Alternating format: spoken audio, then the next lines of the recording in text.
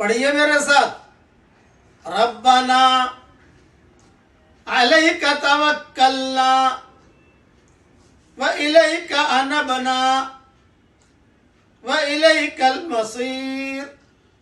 اے ہمارے پیارے رب، تجھی پر ہم نے بھروسہ کیا ہے اور تیری ہی طرف رجوع کرتے ہیں اور تیری ہی طرف لوٹنا ہے۔ ربنا لا تجعلنا فتنة للذین کفروا واغفر لنا ربنا انک انت العزیز الحکیم۔ اے ہمارے پیارے رب، تو ہمیں بے ایمانوں کی آزمائش میں نہ ڈال، اور اے ہمارے پالنے والے، ہماری خطاؤں کو بخش دے، بے شک تو ہی غالب اور حکمت والا ہے۔